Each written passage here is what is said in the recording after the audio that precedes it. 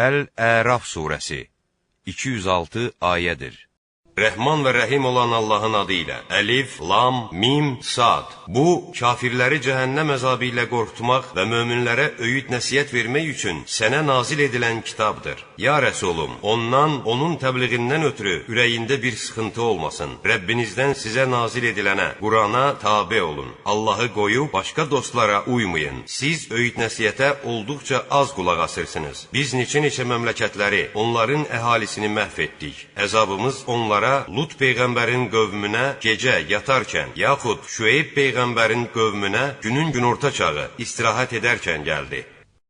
Əzabımıza düçar olduqları zaman onların biz həqiqətən zalım olmuşuq deməkdən başqa heç bir sözləri olmamışdır. Özlərinə peyğəmbər göndərilən ümmətləri sorğu-suala çəkəcək. Göndərilən peyğəmbərləri də sorğu-sual edəcəyik. Sonra da onlara nə etdiklərini bildiyimiz üçün hamısını bir-bir söyləyəcəyik. Axı biz qayib deyildik, onların yanındaydıq. O gün, qiyamət günü çəki haqdır. Tərəziləri ağır gələnlər nicat tapanlardır. Tərəziləri yüngül gələnlər isə ayələrimiz haqsızlıq etdiklərindən özlərinə zərər eləyənlərdir.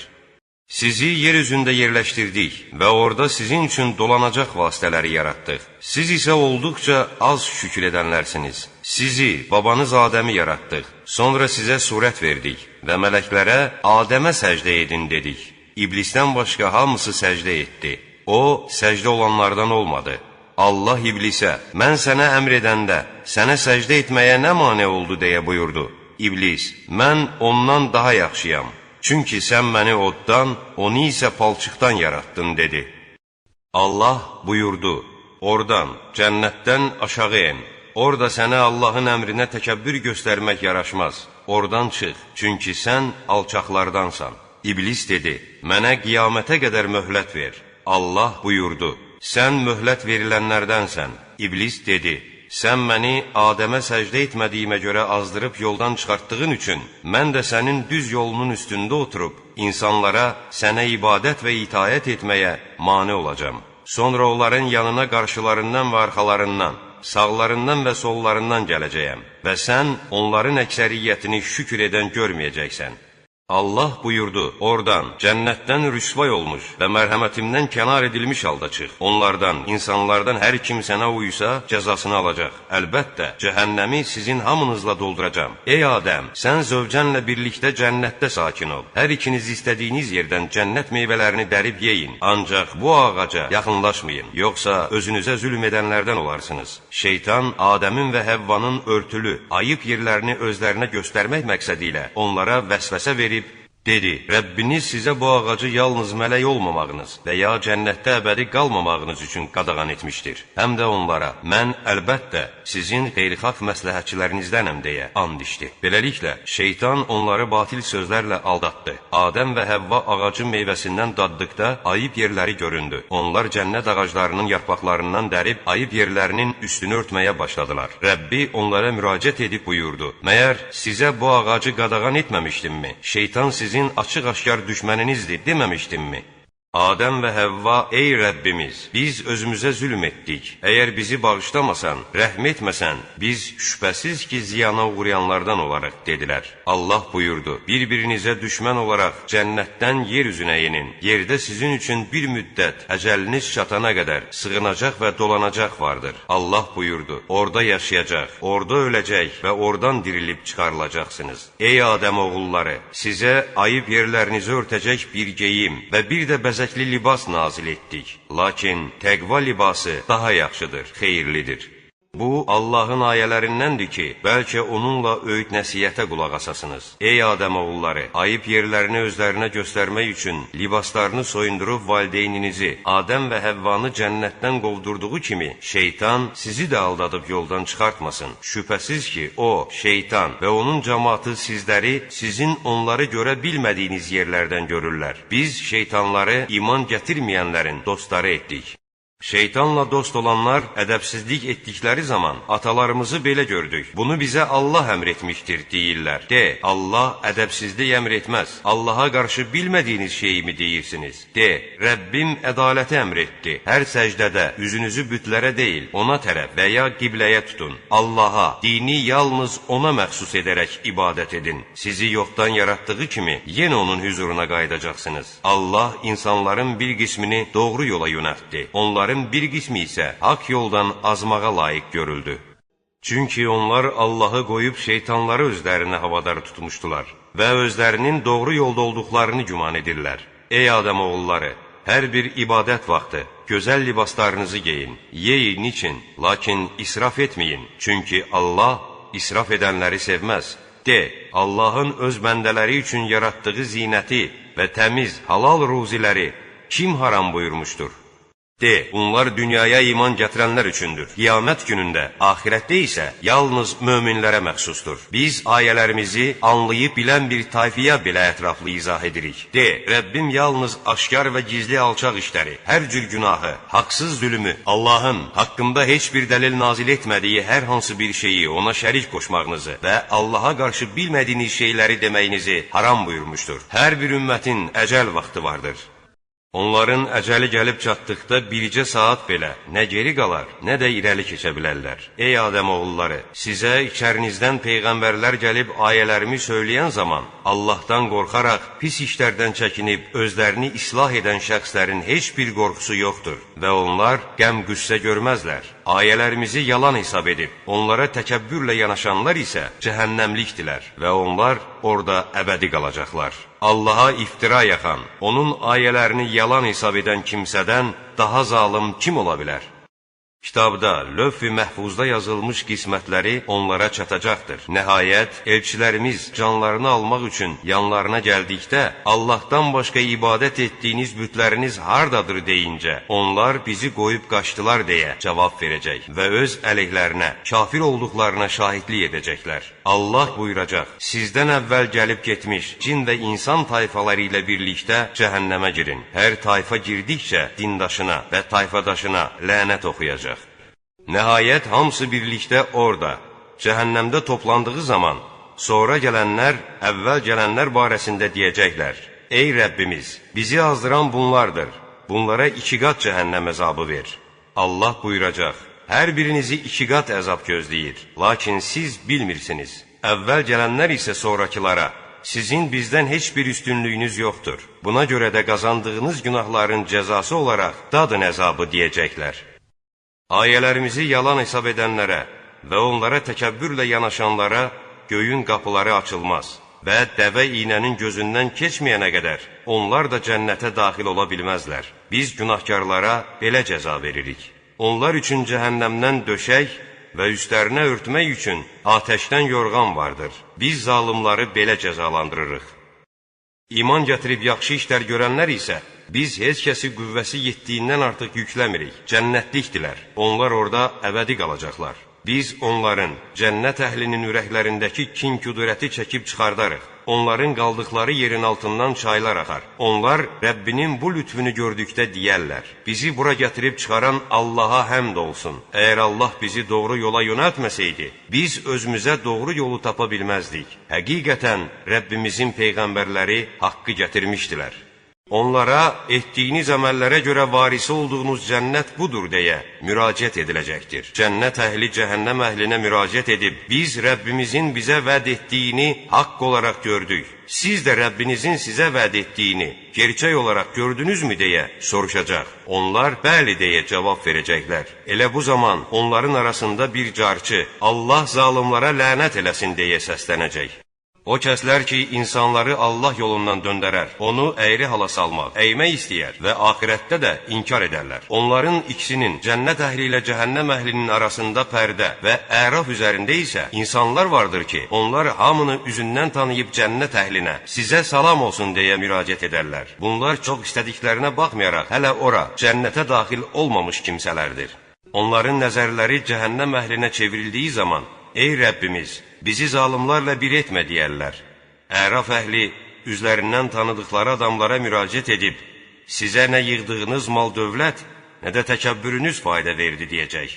Allah onları öz mərhəmətinə nail etməyəcək deyə and içdiyiniz kimsələr bunlar mıdır söyləyəcəklər. O anda Allah həmin möminlərə müraciətlə belə buyuracaq: Cənnətə daxil olun, sizin heç bir qorxunuz yoxdur və siz qəm-qüssə görməyəcəksiniz. Cəhənnəm əhli cənnət əhlinə müraciət edib, üstümüzə biraz su tökün və ya Allahın sizə verdiyi ruzilərdən bizə bir qədər ehsan edin deyəcək. Onlar isə, doğrusu, Allah bunları kafirlərə haram buyurmuşdur deyə cavab verəcəklər. O kəslər ki, dinlərini oyun-oyuncaq, əyləncə etmiş və fani dünya həyatı onları aldatmışdı. Onlar bu günə qovuşacaqlarını unutduqları və ayələrimizi bilə-bilə inkar etdikləri kimi, biz də onları bu gün unudarıq. Həqiqətən biz onlara elmlə müfəssəl izah etdiyimiz, inanan bir qövm üçün hidayət və mərhəmət olan bir kitab gətirdik. Onlar ancaq aqibəti mi gözləyirlər? Onun xəbər verdiyi aqibət, qiyamət gəlib çatdığı gün, əvvəllər onu unutmuş olanlar deyəcəklər: Doğrudan da Rəbbimizin elçiləri bizə haqqı gətirmişdilər. İndi bizdən ötürü şəfayət edəcək bir kimsə varmı? Yaxud geri, dünyaya qaytarıla bilərikmi ki, etdiyimiz əməllərdən başqasını edək. Onlar özlərinə ziyan etdilər. Uyduqları bütlər də onlardan uzaqlaşıb qeyb oldu.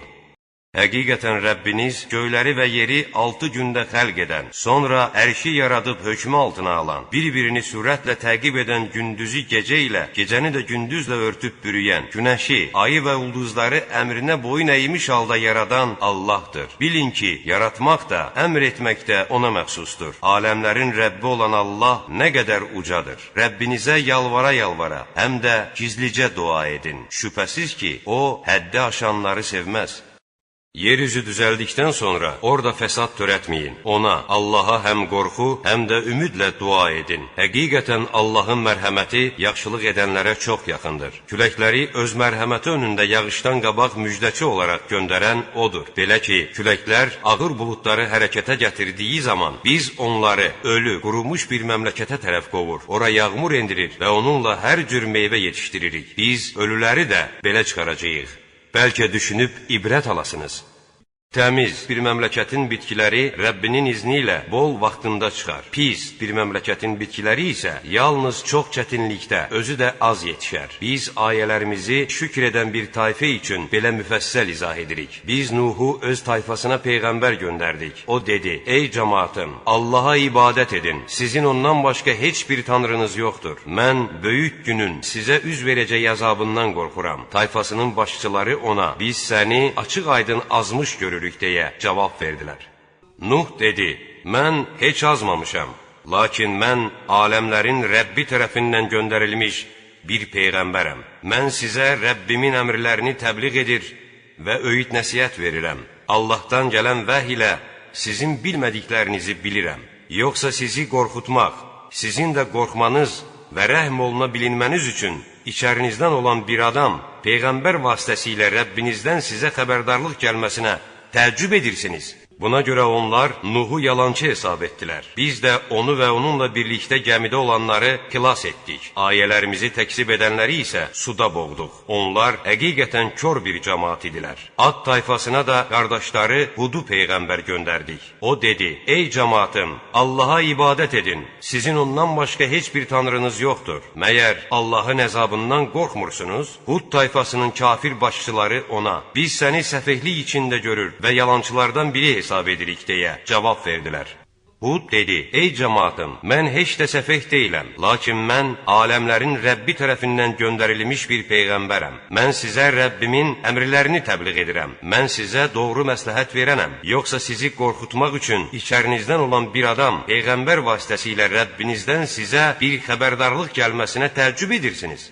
Xatırlayın ki, Allah sizi Nuh tayfasından sonra onun yerinə gətirdi. Sizi xilqətcə daha qüvvətli etdi. Allahın nemətlərini yada salın ki, bəlkə nicat tapasınız. Hud tayfasının kafirləri dedilər: Sən bizə yalnız Allaha ibadət etməyimiz və atalarımızın tapındıqları bütlərdən əl çəkməyimiz üçünmü gəldin? Əgər doğru danışanlardansansa, bizi təhdid etdiyin əzabı bir gətir görək. Hud onlara belə dedi: Artıq Rəbbinizdən sizə bir əzab və qəzəb gəlməsi vacib oldu. Sizin və atalarınızın verdiyi adlar barəsində mənimlə mübahisə edirsiniz? Halbuki Allah onlar barədə heç bir dəlil endirməmişdir. Allahın əzabının gəlməsini gözləyin. Doğrusu, mən də sizinlə birlikdə gözləyənlərdənəm. Beləliklə onu və onunla birlikdə olanları öz mərhəmətimizlə xilas etdik. Ayələrimizi yalan hesab edib, iman gətirməyənlərin isə kökünü kəsdik. Səmud tayfasına da qardaşları Salihi Peyğəmbər göndərdik. O dedi, ey cəmaatım, Allaha ibadət edin. Sizin ondan başqa heç bir tanrınız yoxdur. Rəbbinizdən sizə açıq aydın bir dəlil gəldi. Allahın bu dişi, maya dəvəsi sizin üçün Peyğəmbərliyimi təsdiq edən bir möcüzədir. Buraxın Allahın torpağında otlasın, ona pislik etməyin, yoxsa çox şiddətli bir əzaba düçar olarsınız. Allahın sizi Ad tayfasından sonra onun yerinə gətirdiyi, düzlərində qəsrlər tikdiyiniz, dağlarını ovub evlər düzəltdiyiniz yer üzündə yerləşdiyi vaxtı xatırlayın. Allahın nemətlərini yada salın, yer üzündə dolaşıb fitnə fəsad törətməyin.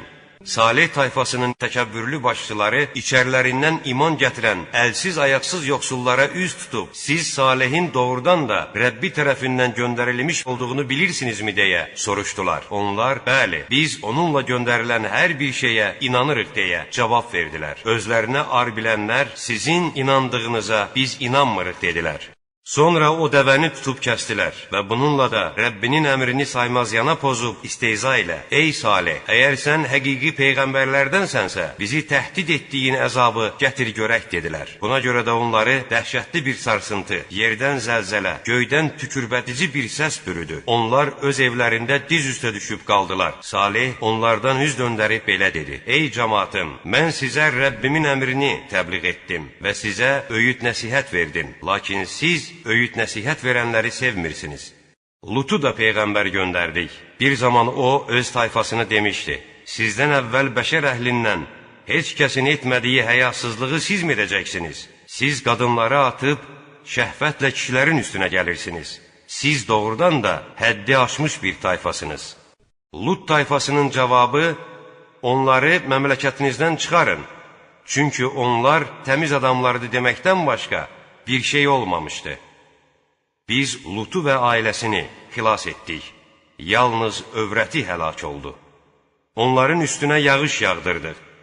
Bir gör günahkarların axırı necə oldu. Mədyan tayfasına da qardaşları Şüeybi Peyğəmbər göndərdik.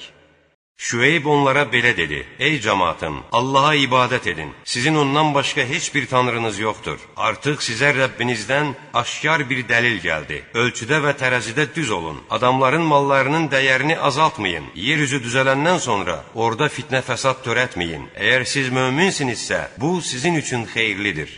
Hər yolun başında əyləşib, Allaha iman gətirənləri qorxudaraq, onun yolundan döndərməyin, onu, Allah yolunu əymək istəməyin. Xatırlayın ki, bir zaman siz çox az idiniz, amma Allah sizi çoxaltdı. Bir görün fitnə fəsad törədənlərin axırı necə oldu? Əgər sizin bir qisminiz mənimlə göndərilən dini hökmlərə inanmış, bir qisminiz isə inanmamışsa, Allah aramızda öz hökmünü verincəyə qədər səbr edin. Axı o, hökm verənlərin ən yaxşısıdır. Şüeyb tayfasının iman gətirməyi özlərinə sığışdırmayan təkəbbürlü əyanları, ey Şüeyb, ya səni və səninlə birlikdə iman gətirənləri məmləkətimizdən mütləq qovacağıq, ya da siz bizim dinimizə dönəcəksiniz, dedilər. Şüeyb belə cavab verdi, dininizə nifrət etdiyim halda beləmi bizi bu işə məcbur edəcəksiniz? Allah bizi sizin batil dininizdən xilas etdikdən sonra biz sizin dininizə dönsək, Allaha qarşı yalan uydurmuş olaraq, Rəbbimiz Allah istəməsə, biz əsla sizin dininizə dönə bilmərik. Rəbbimiz elm ilə, öz əzəli elmi ilə hər şeyi ehtiva etmişdir. Biz yalnız Allaha təvəkkül etmişik. Ey Rəbbimiz, bizimlə tayfamız arasında ədalətlə hökm et. Axı sən hökm verənlərin ən yaxşısısan. Şüeyb tayfasının kafir əyanları dedilər, əgər Şüeybin ardınca getsəniz, şübhəsiz ki, ziyana uğramış olarsınız. Elə bu zaman onları dəhşətli bir sarsıntı bürüdü və onlar öz evlərində diz üstə düşüb qaldılar. Bir göz qırpımında həlak oldular. Şüeybi yalançı adlandıranlar sanki orada heç bir şənlik içində yaşamamışdılar. Şüeybi təkzib edənlərin özləri ziyana uğrayanlar oldular. Şüeyb onlardan üz döndərib dedi, ey cəmaatım, mən sizə Rəbbimin əmrlərini təbliğ etdim və öyüd nəsihət verdim. İndi kafir bir tayfadan ötürü necə yas tutum? Biz hansı bir məmləkətə Peyğəmbər göndərdiksə, onun əhalisini müsibətə və bəlaya saldıq ki, bəlkə günahlarını başa düşərək Allaha yalvarıb yaxarsınlar. Sonra sıxıntını firavanlıqla əvəz etdik. Beləliklə onlar artıb çoxaldılar və dedilər, atalarımıza da belə yaxşı yaman günlər üz vermişdi. Elə bu an onları özləri də bilmədən qəflətən əzabla yaxaladıq. Əgər o məmləkətlərin əhalisi iman gətirib, pis əməllərdən çəkinsəydilər, sözsüz ki, onların başlarına göydən və yerdən bərəkət yağdırardıq. Lakin onlar öz peyğəmbərlərini yalançı hesab etdilər. Biz də onları qazandıqları günahlara görə məhv etdik. Məyər o məmləkətlərin əhalisi əzabımızın onlara gecə yatarkən gəlməyəcəyinə əmin idilərmi? Və ya o məmləkətlərin əhalisi əzabımızın onlara gündüz oynayıb əylənərkən gəlməyəcəyinə arxayın idilərmi? Yaxud Allahın onları dolaşdırıb bəla toruna salmayacağına əmin idilərmi? Allahın bu yolla dolaşdırıb bəla toruna salmayacağına özlərinə zərər eləyənlərdən başqa heç kəs arxayın ola bilməz. Yeryüzünün qədim sakinlərindən sonra ona varis olanlara aydın olmadımı ki, əgər biz istəsəydik, onları da günahlarına görə müsibətlərə düçar edər, ürəklərini möhürləyərdik və onlar da eşitməzdilər? Ya Rəsulum, o məmləkətlərin bəzi xəbərlərini sənə söylədik. Peyğəmbərləri onlara açıq-aşkar dəlillər gətirmişdilər. Əvvəlcə yalan hesab etdiklərinə yenə də inanmadılar. Allah kafirlərin ürəklərini belə möhürləyər.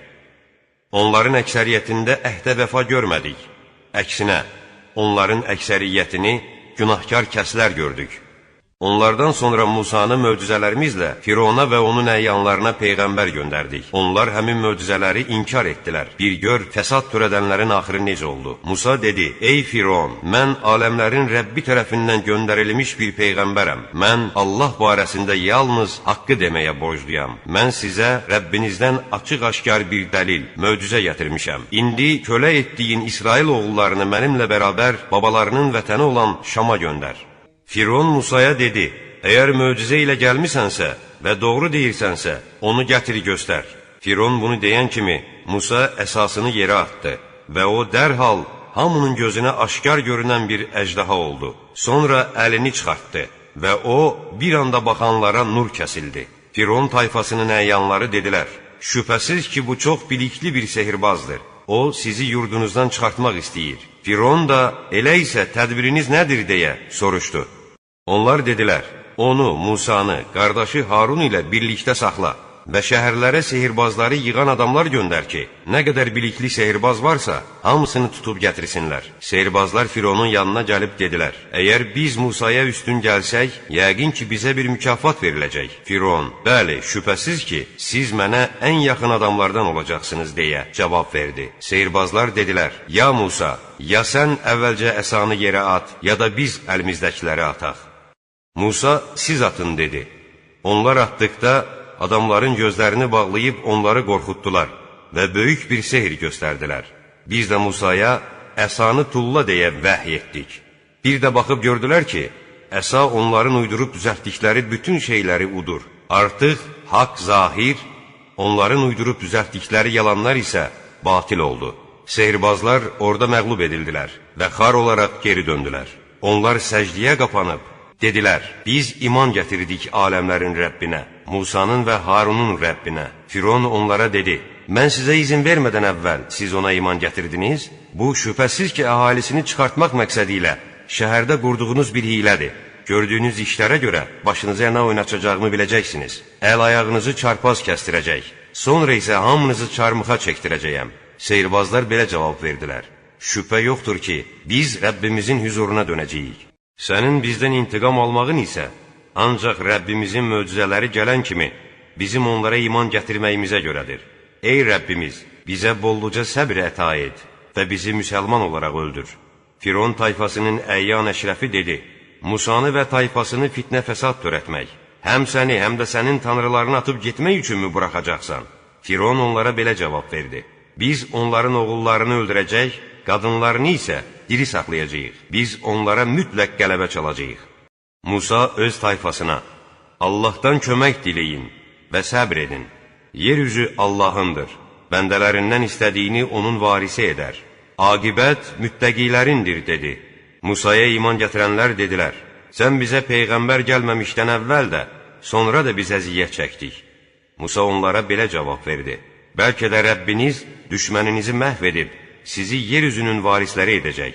Sonra isə nə etdiyinizə, özünüzü necə apardığınıza baxacaq. Biz Firon əhlini illərlə qıtlığa, quraqlığa və məhsul çatışmazlığına məruz qoyduq ki, bəlkə düşünüb ibrət alsınlar. Onlara bolluq qismət olduğu zaman, bu bizim haqqımızdır deyər. Bir pislik yüz verdikdə isə, bunu Musadan və yanındakılarından görərdilər. Agah olun ki, onların başına gələn uğursuzluq Allahdandır. Lakin onların əksəriyyəti bunu bilməz.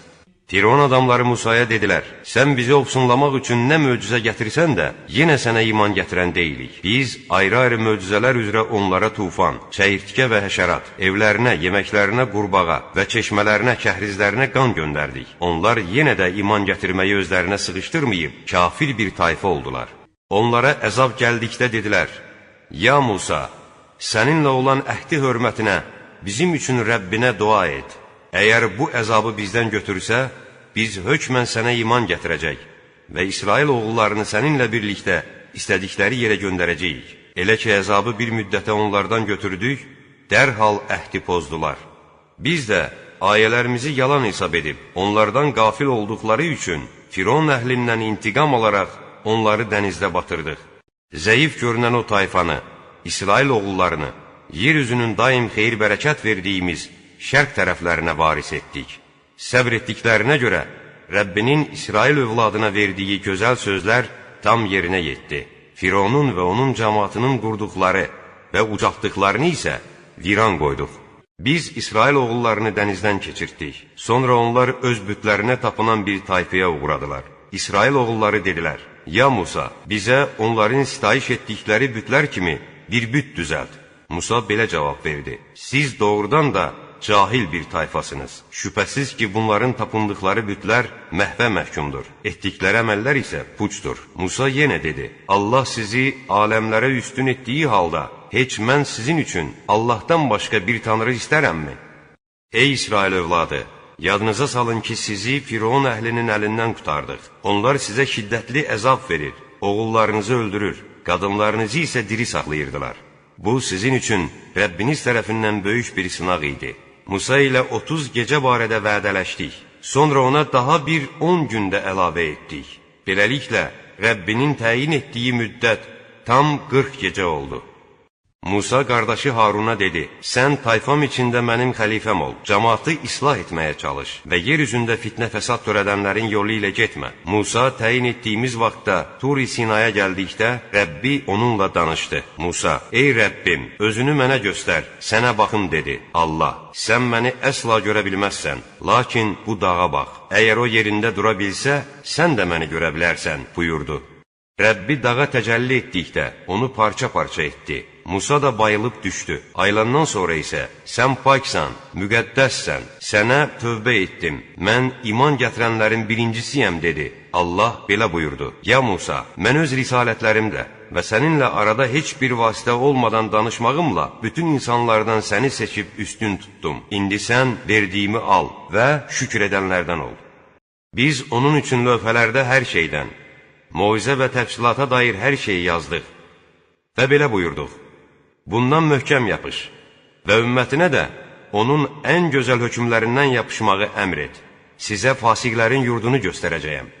Yer üzündə haqsız yerə təkəbbürlü edənləri ayələrimi anlamaqdan yayındıracam. Onlar nə möcüzə görsələr, ona inanmazlar. Onlar haqq yolu görsələr, onu qəbul etməz. Azğınlıq yolunu görsələr, onu özlərinə yol seçərlər. Bunun səbəbi isə onların ayələrimizi yalan hesab etmələri və ondan qafil olmalarıdır. Ayələrimizi və axirətə qovuşmağı doğru hesab etməyənlərin əməlləri puça çıxdı. Onlar ancaq öz əməllərinin cəzasını çəkəcəklər. Tur dağına gedən Musanın ardınca tayfası öz bəzək-düzək şeylərindən böyürtüsü olan bir buzov heykəli düzəltdilər. Məyər buzovun onlarla danışmadığını, onlara bir yol göstərə bilmədiyini görmədilərmi? Bununla belə buzova tapınıb özlərinə zülm eləyən oldular. Elə ki, peşmançılıqdan başları əlləri arasına düşdü və haqq yoldan azmış olduqlarını gördülər, dedilər, əgər Rəbbimiz bizə rəhm etməsə və bizi bağışlamasa, mütləq ziyana uğrayanlardan olacağıq. Musa qəzəbli və kədərli halda tayfasının yanına dönərkən onlara dedi, məndən sonra mənə nə pis xələf oldunuz? Rəbbinizin əmrini tezləşdirməkmi istədiniz? Musa qəzəbindən əlindəki Tövrat lövhələrini yerə atdı. Qardaşının başından yapışıb özünə tərəf çəkməyə başladı. Harun dedi, ey anam oğlu, bu tayfa məni zəif bilib az qaldı ki öldürə. Mənimlə belə rəftar etməklə düşmənləri sevindirmə. Məni zalımlarla bərabər tutma. Musa dedi, ey Rəbbim, məni də, qardaşımı da bağışla. Bizi öz mərhəmətinin altına al. Sən rəhm edənlərin ən rəhimlisisən. Şübhəsiz ki, buzovu Tanrı qəbul edənlərə Rəbbindən bir qəzəb yetişəcək və onlar dünyada zillətə düçar olacaqlar. Biz Allaha iftira yaxanları belə cəzalandırırıq. Pis əməllər etdikdən sonra tövbə edib iman gətirənlərə gəldikdə isə Rəbbin tövbədən sonra onları bağışlayandır, rəhm edəndir. Musanın qəzəbi yatanda lövhələri götürdü. Onların birində Rəbbindən qorxanlar doğru yola və mərhəmətə nail olacaqlar deyə yazılmışdı. Musa bizim Sina dağında təyin etdiyimiz vaxt üçün öz tayfasından 70 mötəbər adam seçmişdi. Onları sarsıntı yaxalayanda Musa dedi, ey Rəbbim, əgər istəsəydin bundan qabaq onları da, məni də məhv edərdin. Aramızdakı səfihlərin törətdiyi günahlar üzündən bizi məhv mi edəcəksən? Bu baş verən işlər sənin sınağından başqa bir şey deyildir. Sən onunla istədiyini zəlalətə düçar edər, istədiyini doğru yola salarsan. Sən bizim hamimizsən, bizi bağışla və rəhm et. Axı sən bağışlayanların ən yaxşısısan, bizə bu dünyada da yaxşılıq yaz. Biz sənə tərəf döndük. Allah buyurdu, istədiyimi əzabıma düçar edərəm. Mərhəmətim hər şeyi ehtiva etmişdir.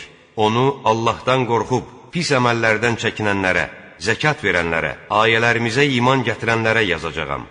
O kəslər ki, əllərindəki Tövratda və İncildə yazılmış gördükləri Rəsula, ümmi Peyğəmbərə tabi olurlar. O Peyğəmbər onlara yaxşı işlər görməyi buyurar, pis işləri qadağan edər, təmiz nemətləri halal, murdar şeyləri haram edər. Onların ağır yükünü yüngülləşdirər və üstlərindəki buxovları açar. Ona iman gətirən, yardım göstərən və onunla Quranın ardınca gedənlər, məhz onlar nicat tapanlardır. Ya Rəsulum, de, ey insanlar, mən Allahın sizin hamınıza göndərilmiş Peyğəmbəriyəm. O Allah ki, göylərin və yerin hökmü O'nundur.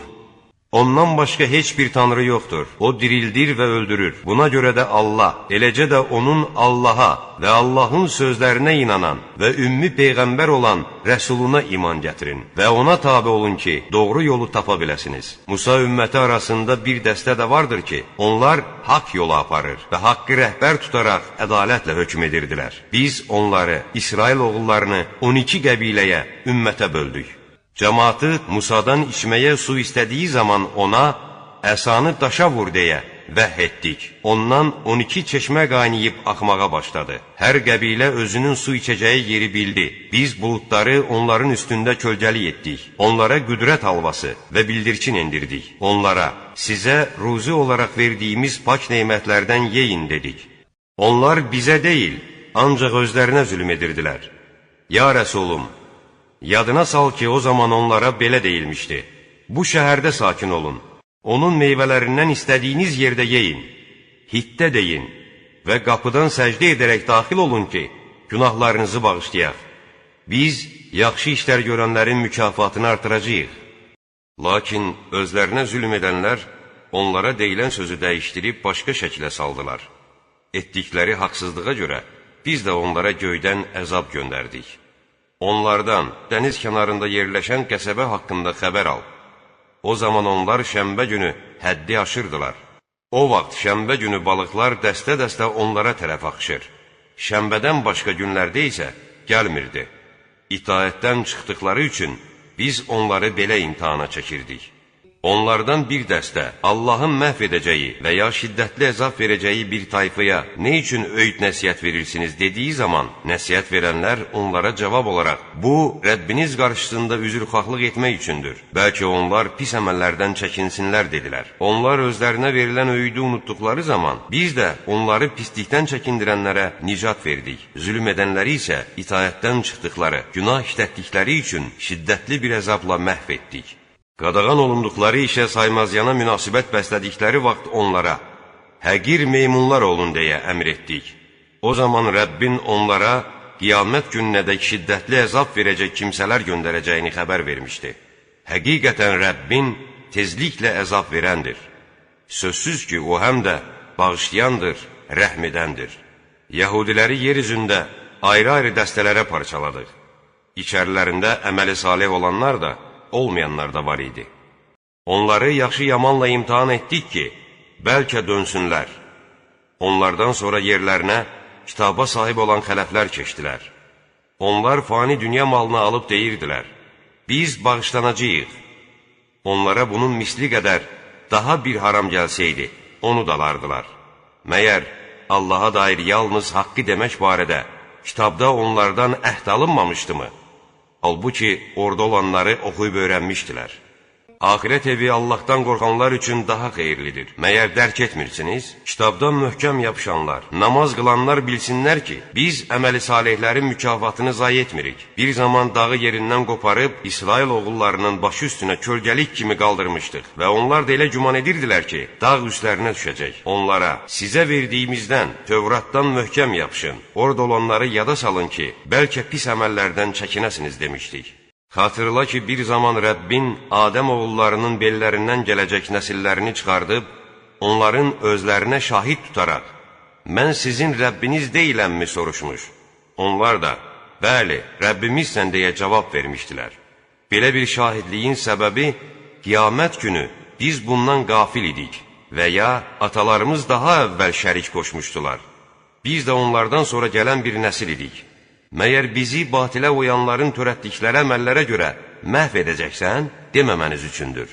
Biz ayələrimizi belə ətraflı izah edirik ki, onlar bəlkə dönələr. Onlara, yəhudilərə ayələrimizi verdiyimiz kimsənin xəbərini də söylə. O imandan döndü, şeytan onu özünə tabe etdi və o azanlardan oldu. Əgər biz istəsəydik, onu ucaldardıq. Lakin o yerə meyl edib nəfsinin istəklərinə uydu. O elə bir köpəyə bənziyir ki, üstünə cumsan da dilini çıxardıb ləhliyər, cummasan da. Bu, ayələrimizi yalan hesab edənlər barəsində çəkilən məsəldir. Bu əhvalatları söylə ki, bəlkə düşünsünlər. Ayələrimizi yalan hesab edib, özlərinə zülm edənlər barəsində çəkilən məsəl necə də pistir. Allahın doğru yola yönəltdiyi kimsə doğru yoldadır. Onun saptırdığı kimsələr isə ziyana uğrayanlardır. Biz cinlərdən və insanlardan bir çoxunu cəhənnəm üçün yaratdıq. Onların qəlbləri vardır, lakin onunla anlamazlar. Onların gözləri vardır, lakin onunla görməzlər.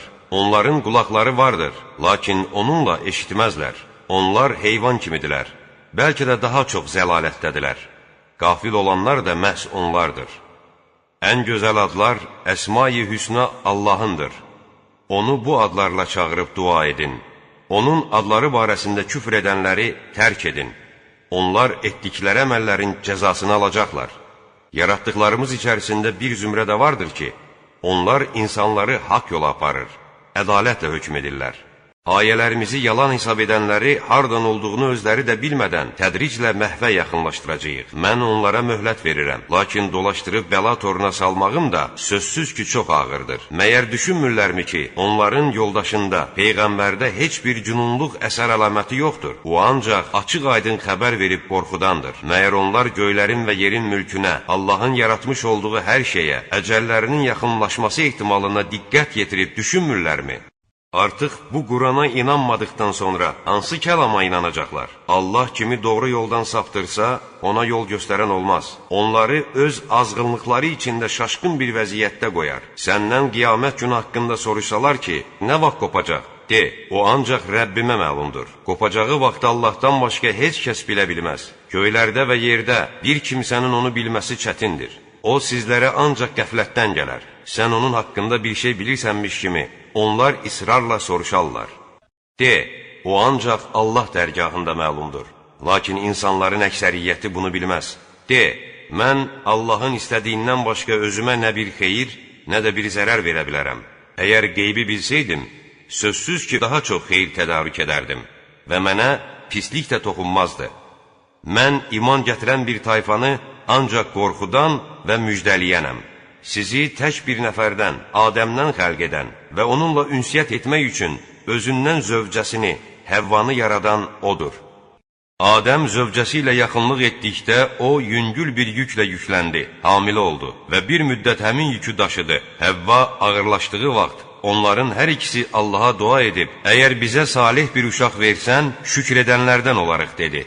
Allah onlara salih övlad verdikdə, Adəm və Həvvadan qeyri valideynlər özlərinə verdiyi ilə əlaqədar Allaha bir para şəriklər qoşmağa başladılar. Allah isə ona qoşulan şəriklərdən ucadır. Məyər heç bir şey yaratmağa qadir olmayıb, özləri yaradılanı mı şərik qoşarlar? Halbuki bu bütlər nə onlara, nə də özlərinə bir kömək edə bilər. Siz onları doğru yola dəvət etsəniz, sizə tabe olmazlar. İstər onları dəvət edin, istər susun. Birdir. Allahdan başqa ibadət etdiyiniz bütlər də sizin kimi bəndələrdir. Əgər doğrusunuzsa, haydı, çağırın onları, sizə cavab versinlər. Məyər onların yeriyən ayaqları, ya tutan əlləri, ya görən gözləri, yaxud eşidən qulaqları var? De, haydı, çağırın şəriklərinizi, mənim barəmdə istədiyiniz hiləni qurun və mənə heç möhlət də verməyin. Şübhəsiz ki, mənim hamim kitabı nazil edən Allahdır. O, əməli salihlərə himayədarlıq edər. Sizin ondan başqa tapındıqlarınız isə nə sizə, nə də özlərinə bir köməklik edə bilər. Əgər siz onları sizə doğru yol göstərməyə çağırsanız, eşitməzlər. Ya Rəsulum, sən onları sənə baxan görərsən, halbuki onlar görməzlər. Sən bağışlama yolunu tut, yaxşı işlər görməyi əmr et və cahillərdən üz döndər. Əgər sənə şeytandan bir vəsvəsə gəlsə, Allaha sığın. Şübhəsiz ki, Allah eşidəndir, biləndir. Allahdan qorxanlara şeytandan bir vəsvəsə toxunduğu zaman, onlar Allahın əzabını, lütfünü və mərhəmətini xatırlayıb düşünərlər və dərhal görən olarlar. Şeytanlar öz qardaşlarını azğınlığa sürükləyər, sonra da ondan əl çəkməzlər.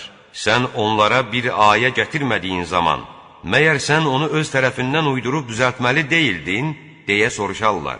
De, mən ancaq Rəbbimdən mənə vəhy edilənlərə tabe oluram. Bu, Quran Rəbbiniz tərəfindən aşkar dəlillərdir, həm də iman gətirən bir tayfə üçün hidayət və mərhəmətdir. Quran oxunan zaman onu dinləyin və susun ki, sizə rəhm olunsun. Səhər axşam yalvararaq, qorxaraq, səsini qaldırmadan ürəyində Rəbbini yad et və qafillərdən olma. Rəbbinin yanında olanlar ona ibadət etməyi özlərinə ar bilməzlər. Onu pak, müqəddəs tutub şəninə təriflər deyər və ancaq ona səcdəyə qapanarlar.